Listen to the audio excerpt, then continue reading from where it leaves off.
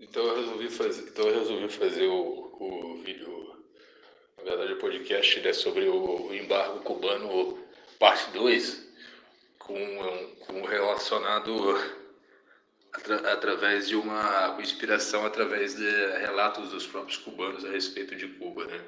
Os que conseguiram milagrosamente sair da ilha, né, muito próximo aí da ilha de Moros. E aí, o que mais me encucou com relação ao embargo é como é que um país pode reclamar a respeito de um embargo, sendo que ele mesmo embarga os seus próprios habitantes, né,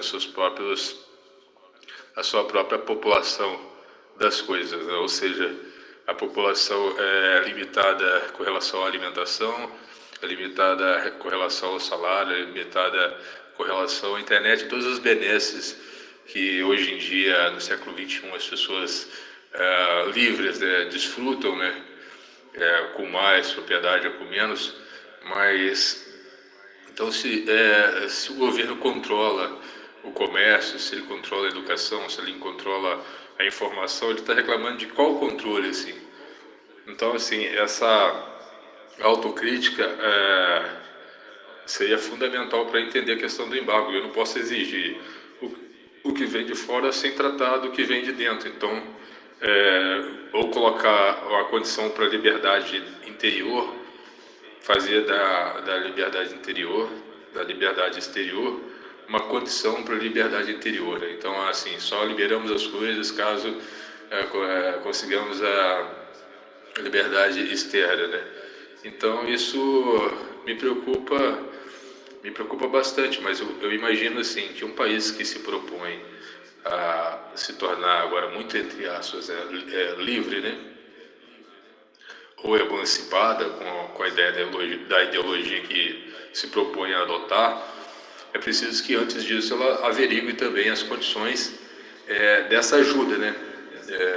E aí todos sabemos, né, ou deveríamos saber que esse pacto que a Cuba se propôs a fazer com a Rússia, muito questionável também, né? Dizem que e até através de leituras também descobri que, por exemplo, Che Guevara é um dos que criavam atrito entre, por exemplo, Moscou e Cuba, por exemplo, e aí até que Cuba começou a mais se inclinar para o lado chinês do que para o lado soviético. Alguns dizem que isso foi um dos motivos do estímulo, né, que o Fidel deu a Che Guevara para que ele praticamente se suicidasse, né, na sua missão de levar para o mundo, né, ou pelo menos para a América Latina, a ideia de revolução, mas mais uma vez, sabe, sem pensar nas consequências que isso traria para o próprio país, sabe?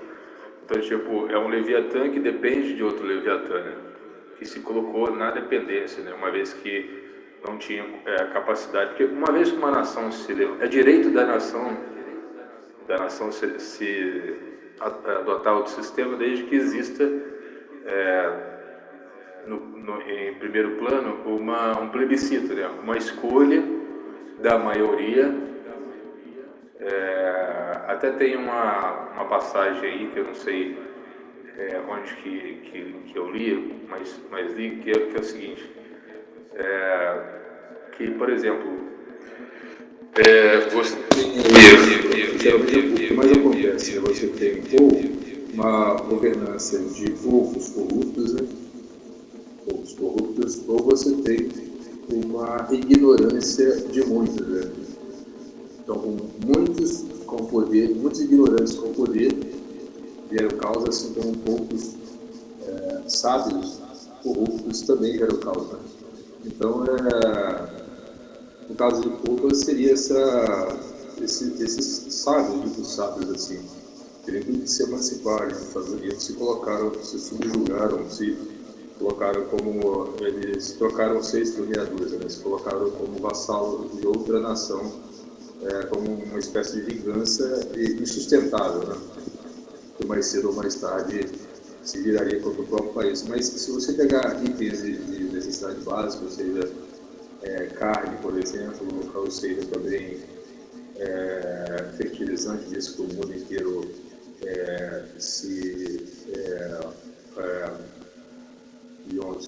comercializa com fertilizante russo e outras ações, os itens básicos, arroz, feijão, isso deveria ser abundante na própria Cuba. E na realidade não é, sabe? A gente verifica que não é. E aí algumas pessoas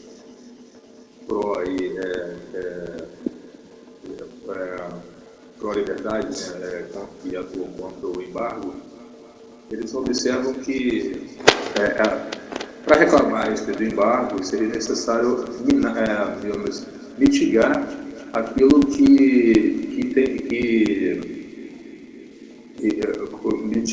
mitigar a carência e propor um estado de bem-estar sobre aquilo que Cuba já se emancipou, digamos assim.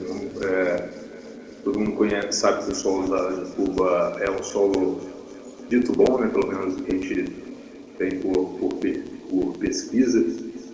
Então, se Cuba de fato fosse um país que se preocupasse com os seus e promovesse aos seus, digamos, um conforto, pelo menos em questões básicas alimentares, eles poderiam exigir algum tipo de abertura para o material, entre aspas, supérfluo, assim, sabe?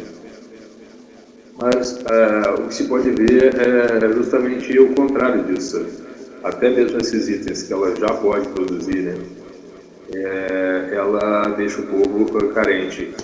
E também é a questão dessa inocência, né, digamos. Então, o país quer adotar outra ideologia e ela toma, né, das nações investidoras o material, né, confisca, né, como no caso de Cuba lá, as indústrias estrangeiras, assim, sem a mínima condição de manter os produtos que foram confiscados, né.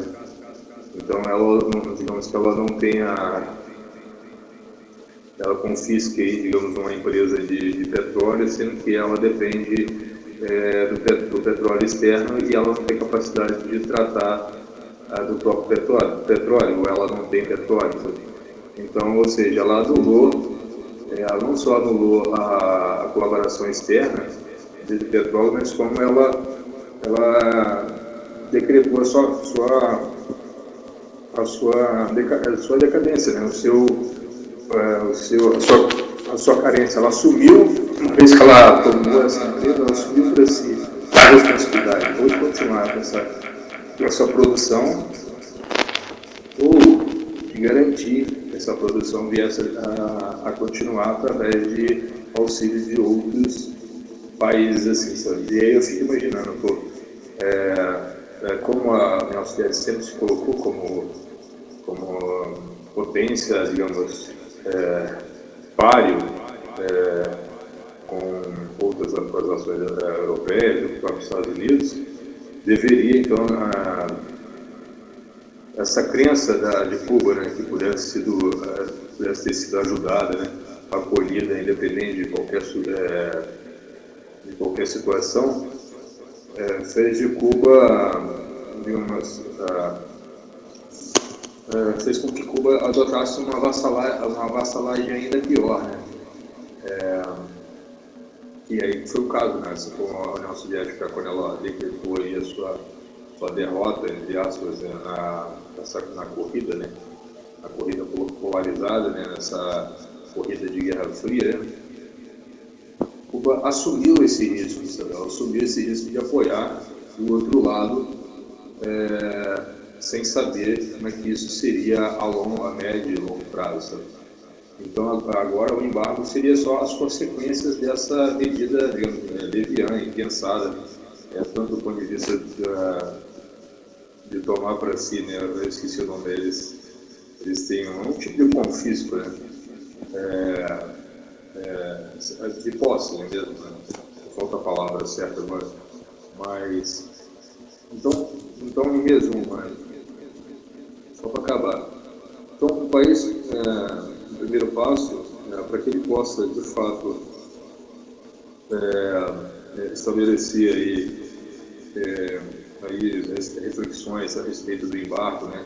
Indignações a respeito do embargo, ele teria que, em primeiro passo, garantir ao seu povo a extrema liberdade, inclusive que pudessem migrar para outras nações, caso eles se sentissem satisfeitos, ou também a questão no que diz respeito ao que ela tem de melhor, né? Ou seja, digamos, sua agricultura, assim. Agora, no momento em que ela falha com a questão agrícola, ou seja, não produz o necessário, ou produz o necessário, mas que mantém esse controle, né? Ou teve por propaganda, digamos, que Cuba não tivesse nem condições mínimas de se manter independente, nem com o que é necessário, por que ela assumiu essa propaganda, por que ela teve essa atitude de assumir essa propaganda, sabendo que isso não duraria, a médio e longo prazo, não duraria, não se manteria, digamos, estável, né? Então, assim, em síntese, eu acredito que um país, ele tem sim a liberdade de mudar a sua ideologia, mas o principal ponto dessa adesão é o desejo do seu povo para essa mudança, né? E as consequências que essa nação deveria assumir no caso dessa mudança, sabe? Então, o que temos é o suficiente para agradar o povo, do ponto de vista alimentício, do ponto de vista básico, para no caso de uma possível boicote ou uma possível um possível cercamento, né, no caso do embargo, o país ainda tiver essa possibilidade de se manter. Então, assim, essas reflexões elas acontecem no próprio período, sabe, da Revolução, sabe? Ou deveria acontecer no próprio período, sabe? Não é um jogo de sorte e azar, sabe?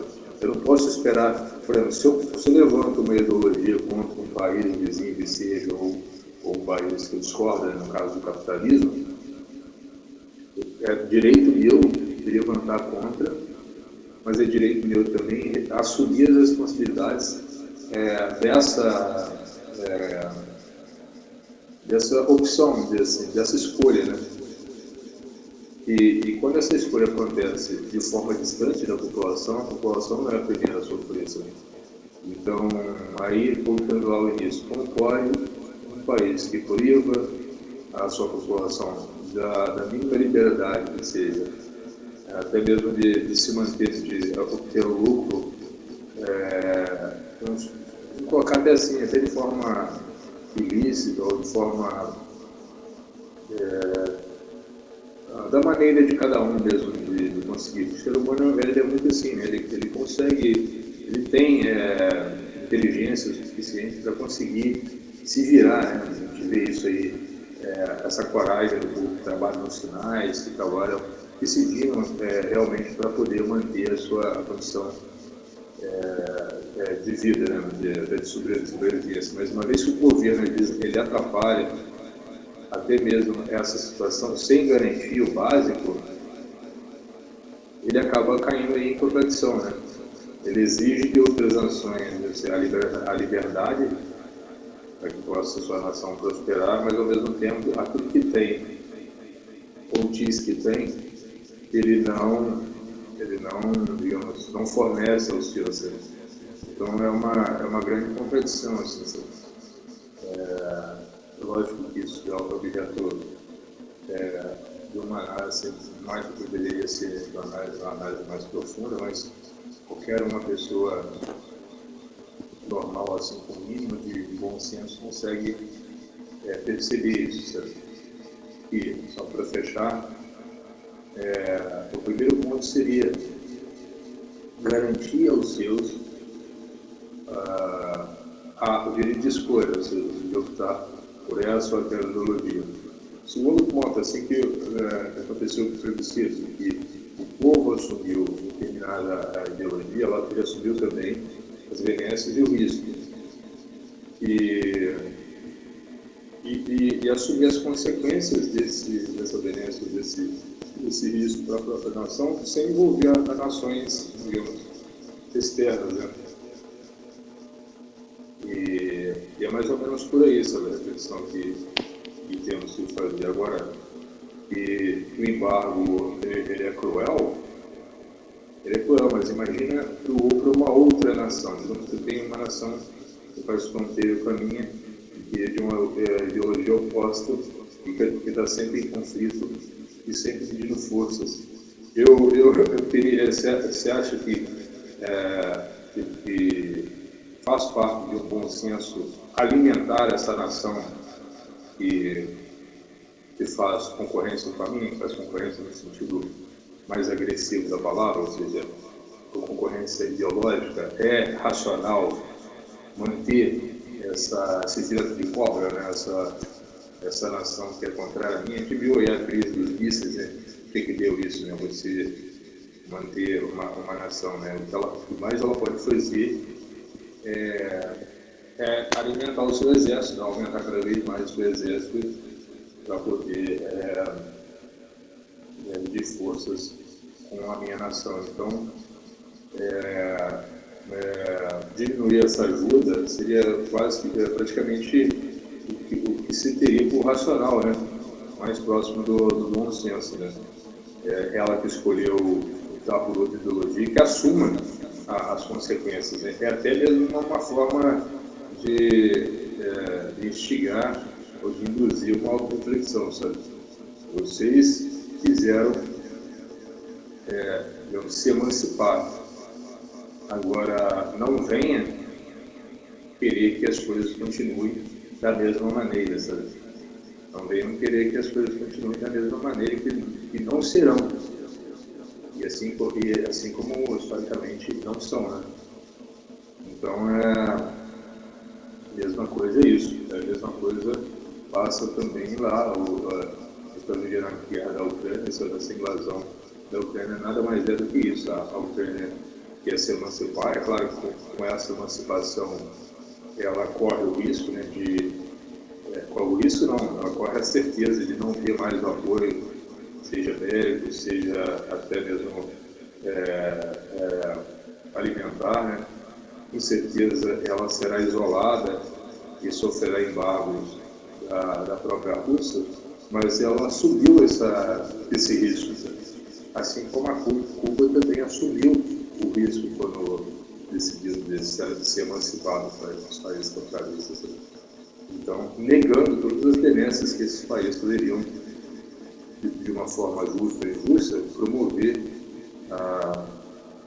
ao seu país, né? E cabe agora fazer montar o equilíbrio, né? Como é que ela era quando supostamente ela estava numa condição de vassalagem, de injusta, como é que a Cuba era antes da Revolução e o que ela se tornou depois de abrir mão do capital, né? Ou seja, quem prega a pobreza, ou seja, o distanciamento do capital, necessita aceitar, assim, as consequências dessa escolha. Mas o que mais me deixa triste é que não houve plebiscito, ou seja, a maioria não esteve de acordo, né? E isso é o maior sinal do Leviatã, né? Do controlador, né? Não só do ponto de vista de manutenção do poder, né? Como do ponto de vista de controle, seja mesmo de suas fronteiras, né? No caso de suas fronteiras, como da própria liberdade mesmo do seu povo, né? De morar onde quer, de fazer o que quer, né? De prosperar como puder, né? Então, cabe uma análise aí entre o que Platão levantou, né, como esse lugar ideal, que o Morris também contribuiu com relação a essa ilha, né? O governo dessa ilha também, principalmente o Roberts, né? Com o seu Leviatã controlador, né? Então, qualquer pessoa que vier analisar é engraçado que as análises que acontecem, elas necessitam dessa teoria política clássica, né, dos contratualistas, mas elas optam por se distanciar dessa teoria que acaba fazendo com que incorram em erros, né, que dependam apenas da conjuntura, né. Então, digamos, aquele que na época Cuba, né, tivesse com os olhos voltados para a União Soviética, acreditando que essa ajuda, né, esse benefício pudesse durar por milênios aí, né, ou que pudesse durar até que Cuba criasse emancipado, mas deixou de fazer a crítica de que, diferente disso, estava apenas sendo usada, né, como um fantoche, né. E foi o que aconteceu, e a confirmação disso foi a presidência, ou seja, a União Soviética só colaborou com Cuba, até por questões até práticas mesmo, né, relacionadas à distância, a logística, toda a coisa, mas com uma questão mesmo de demonstração de força, né? Então, assim, seria interessante para a União Soviética ter base em Cuba para poder não só espionar os Estados Unidos, como também poder ter um reforço de base, caso fosse necessário uma intervenção militar, e também ter aí mais uma vez voltando a Moros, ter essa força cubana, né? No caso de uma guerra, que essa guerra virasse uma guerra de fato, o povo cubano seria o primeiro a ser usado como massa, né? Para poder, digamos, como meio assim, das primeiras incursões, assim como colocou Moros também, sempre usar sempre aliados ao invés de usar a própria força da própria população. Então, vale a pena refletir a respeito disso, e é isso aí.